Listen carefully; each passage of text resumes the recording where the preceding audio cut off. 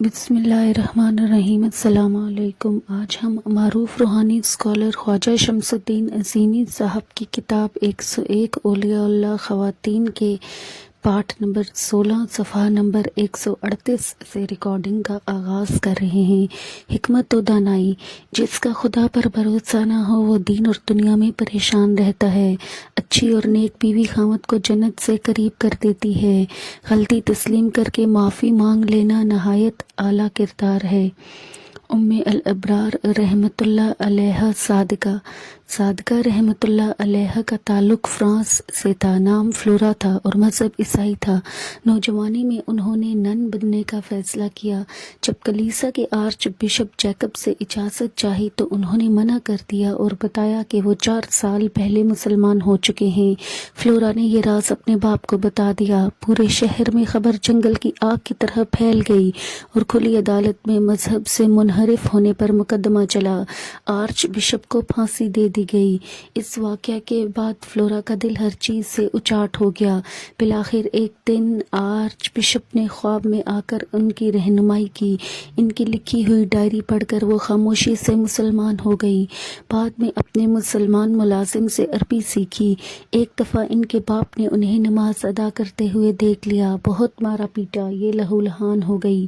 Flora کے بھائی اور ماں نے تفصیلات پوچھی۔ فلورا نے نہایت اچھے طریقے سے اسلام کی حقانیت کے بارے میں بتایا۔ بعد میں بھائی اور ماں نے بھی اسلام قبول کر لیا۔ باپ نے تینوں کو قید کر دیا، بھوکا پیاسا رکھا۔ قید خانے میں حضرت خضر علیہ السلام فلورا کے پاس آئے اور کہا، تمہارا نام صادقہ ہے، تمہارا اخلاص بارگاہ رب العزت میں قبول کر لیا گیا ہے۔ اللہ تعالیٰ اپنے مخلص بندوں کو باطل کے رحم و کرم پر نہیں چھوڑتا۔ تمہیں آج سے تمام روحانی قوتیں حاصل رہیں گی۔ تم اپنے اطاعت گزاری میں ثابت قدم رہنا۔ اللہ تعالیٰ کی رحمت سے تمہاری ہر خواہش پوری ہوگی۔ اس کے بعد قید خانے میں کھانا اور پانی غیب سے آتا رہا۔ ایک دفعہ باپ نے زہر ملا حلوہ دیا۔ آپ کو علم سے پتہ چل گیا۔ دل میں دعا کی کہ اے صاحب قدرت اس حلوے کو زہر سے پاک کر دے۔ ایسا ہی ہوا۔ بہن، بھائی اور ماں تینوں نے خوب حلوہ کھایا لیکن زہر کا کوئی اثر نہ ہوا۔ اپنے باپ سے صادقہ نے کہا، آپ خود کو عیسائی کہتے ہیں، کیا حضرت عیسیٰ علیہ السلام کی یہی تعلیمات تھی کہ نظریاتی اختلاف رکھنے والوں کو زہر دیا جائے؟ وہ مذہب جس سے آپ کا دور کا بھی واسطہ نہیں ہے، اس کے لیے آپ اتنے جذباتی ہو گئے کہ اولاد کو بھی ہلاک کرنے پر آمادہ ہو گئے۔ میرے خیال میں آپ خود کو سچا عیسائی کہہ کر خود کو فریب دے رہے ہیں۔ صادقہ کے ان الفاظ نے باپ کے دل پر گہرا اثر کیا۔ ندامت کے مارے وہ بلک بلک کر رونے لگا اور اسی وقت مسلمان ہو گیا۔ اس کے بعد صادقہ نے اپنی فیملی کے ساتھ شہر چھوڑ دیا اور دوسرے شہر میں منتقل ہو گئی۔ پادریوں نے آپ کے خلاف نفرت کی آگ بھڑکا دی اور لوگوں کو یہ باور کرایا کہ صادقہ جادوگرنی ہے۔ ان پادریوں میں رابرٹ نامی پادری سب سے آگے تھا۔ صادقہ نے ایک دفعہ اس کے کہنے پر اس کے لیے دعا کی تو اس کا مفلوج ہاتھ ٹھیک ہو گیا تھا۔ اب اسی پادری نے ایک بڑے مجمع کے ساتھ صادقہ کے گھر پر حملہ کرنا چاہا۔ صادقہ نے رابرٹ کو مخاطب کر کے کہا، رابرٹ، تم نے یہ کیا ہنگامہ کھڑا کر دیا ہے؟ اگر تم اپنی خیریت چاہتے ہو تو اس مشتعل ہجوم کو واپس لے جاؤ اور کلیسائی عدالت سے رجوع کرو تاکہ مجھ پر اور میرے ساتھیوں پر کھلے عام مقدمہ چلے۔ کھلی عدالت میں مقدمہ چلا۔ صادقہ اور ان کے ساتھیوں کو سزائے موت سنا دی گئی اور ان لوگوں کو قید خانے میں قید کر دیا گیا۔ قید خانے میں صادقہ نے اندلس کے اسلامی لشکر کے امیر کو خواب میں حکم دیا کہ ہمیں آزاد کراؤ۔ آزاد ہونے کے بعد صادقہ امیر ابن زبان کے ساتھ کرتبہ چلی گئی، جہاں سے حج بیت اللہ کے لیے مکہ مکرمہ پہنچی۔ ارکان حج ادا کرنے کے بعد آپ مدینہ منورہ حضور صلی اللہ علیہ وآلہ وسلم کے آستانہ اقدس پر حاضر ہوئی اور اس قدر روئی کہ بے ہوش ہو گئی۔ ہوش آنے کے بعد کہا، کاش میں کبھی ہوش میں نہ آتی۔ اس کے بعد بغداد ہوتی ہوئی مراکش پہنچی۔ جب یہ بغداد سے گزری تو وہاں قیام کے دوران ان کے ملازم عبد الرحمن کی معرفت ایک ولی صفت نوجوان نے انہیں نکاح کا پیغام بھیجا۔ اس وقت صادقہ نے کوئی واضح جواب نہیں دیا، لیکن مراکش میں 7 سال تک خدمت خلق اور تبلیغ کرنے کے بعد ایک دن ملازم سے کہا، بابا جاؤ شہر پناہ کے دروازے پر جا کر ایک مہمان کا استقبال کرو۔ ملازم نے اس نوجوان کو خوش آمدید کہا۔ صادقہ نے نوجوان سے کہا، شادی کا وقت آ پہنچا ہے، میں 4 دن بعد عصر کی نماز کے بعد آپ سے شادی کروں گی۔ جمعہ کے دن ایک عالم نے نکاح پڑھایا۔ ایجاب و قبول کے بعد آپ نے وضو کیا اور سنت نبوی صلی اللہ علیہ وآلہ وسلم کو ادا کرنے کی خوشی میں نفل شکر کی نیت باندھی۔ آخری سجدے میں واصل بحق ہو گئی۔ ان کا مزار مراکش کے ایک نخلستان میں آج بھی مرجع خلائق ہے، جہاں لوگ صادقہ کو ام الابرار کے نام سے پکارتے ہیں، قرآن پڑھتے ہیں اور ذکر و اذکار میں مشغول رہتے ہیں۔ حکمت و دانائی۔ اللہ تعالیٰ اپنے مخلص بندوں کو باطل کے رحم و کرم پر نہیں چھوڑتا۔ تم اپنی اطاعت کو ساری میں ثابت قدم رہو، اللہ تعالیٰ اپنی رحمت کاملہ سے تمہاری ہر خواہش پوری فرمائے گا۔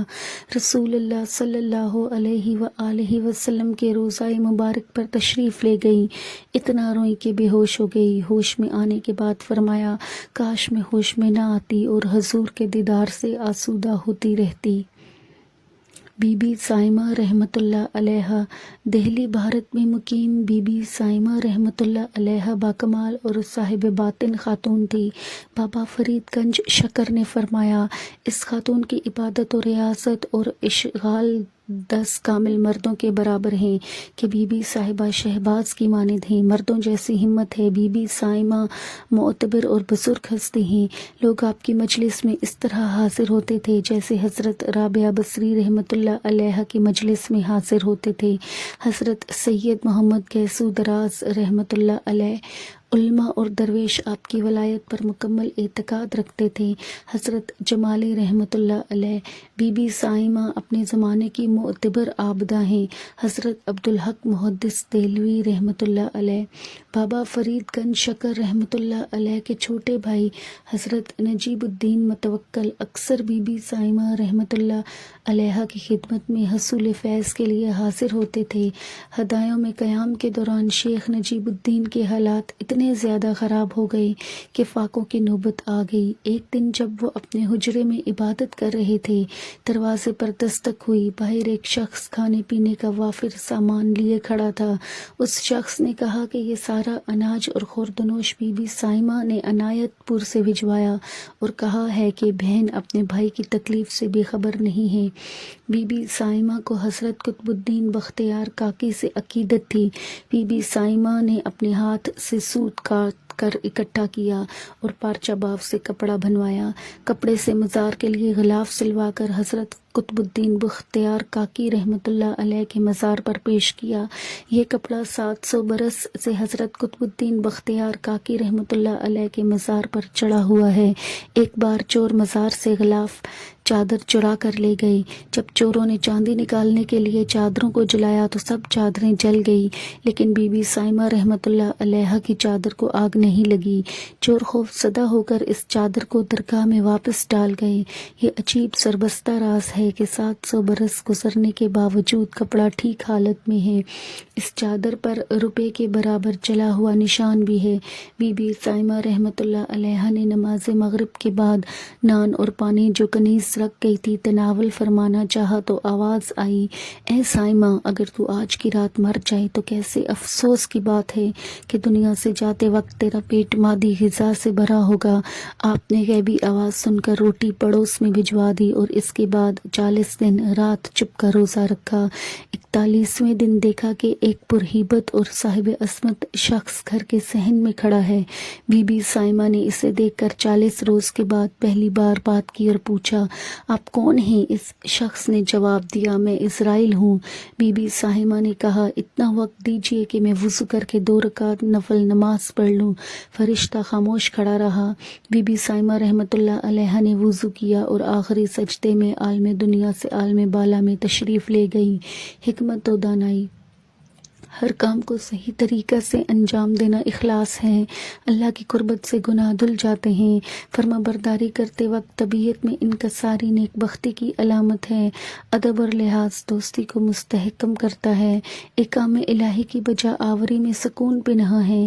ادب فقراء کا لباس ہے۔ آدمی مٹی کا پتلا ہے، روح اس کی زندگی ہے۔ مروت یہ ہے کہ کسی پر احسان نہ جتاؤ۔ بندہ جب تک اپنے نفس کے بت کو نہیں توڑتا اللہ تک رسائی نہیں ہوتی۔ سیدہ فاطمہ ام الخیر رحمۃ اللہ علیہا، پیران پیر دستگیر سیدنا شیخ عبد القادر جیلانی رحمۃ اللہ علیہ کی والدہ ماجدہ سیدہ فاطمہ ام الخیر رحمۃ اللہ علیہا نہایت پاک باز، عابدہ، زاہدہ اور خدا رسیدہ خاتون تھی۔ ان کی شادی سید ابو صالح جنگی دوست رحمۃ اللہ علیہ سے ہوئی تھی، جو متقی اور عارف باللہ بزرگ تھے۔ سید ابو صالح رحمۃ اللہ علیہ لڑکپن سے ہی ریاضت اور مجاہدے میں مشغول رہتے تھے۔ ایک روز دریا کے کنارے عبادت کر رہے تھے کہ دریا میں بہتا ہوا ایک سیب دیکھا۔ بسم اللہ پڑھ کر سیب کھا لیا اور دل میں خیال آیا کہ پتہ نہیں کس کا تھا۔ یہ سوچ کر پانی کے بہاؤ کے مخالف سمت سیب کے مالک کی تلاش میں چل پڑے۔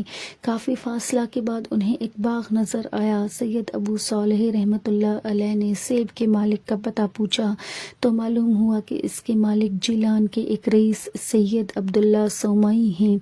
ابو صالح ان کی خدمت میں حاضر ہوئے اور بلا اجازت سیب کھانے کی معافی چاہی۔ سید عبداللہ سومئی رحمۃ اللہ علیہ ولی اللہ تھے۔ وہ سمجھ گئے کہ یہ نوجوان اللہ کا خاص بندہ ہے۔ فرمایا 10 سال تک اس باغ کی رکھوالی کرو، پھر معاف کرنے کے بارے میں سوچوں گا۔ سید ابو صالح 10 سال تک باغ کی رکھوالی کرتے رہے۔ 10 سال بعد سید عبداللہ نے فرمایا 2 سال اور باغ کی رکھوالی کرو۔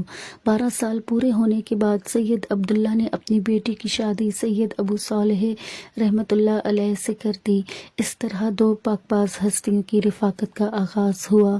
سیدہ فاطمہ ام الخیر رحمۃ اللہ علیہ سے اسلام کی مایاناز ہستی عبد القادر جیلانی رحمۃ اللہ علیہ پیدا ہوئے۔ آپ ابھی کم سن ہی تھے کہ والدہ کا انتقال ہو گیا۔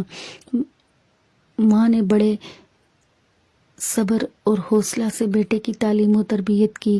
مدرسہ کی ابتدائی تعلیم پوری ہونے کے بعد مزید علوم سیکھنے کے لیے بغداد بھیج دیا۔ بیٹے کے سر پر شفقت کا ہاتھ پھیرا اور فرمایا نور نظر، تمہاری جدائی ایک لمحہ کے لیے بھی مجھ سے برداشت نہیں ہوتی، لیکن تم علم حاصل کرنے کے لیے بغداد جا رہے ہو۔ اب صفحہ نمبر 145 پر اختتام ہوا چاہتا ہے۔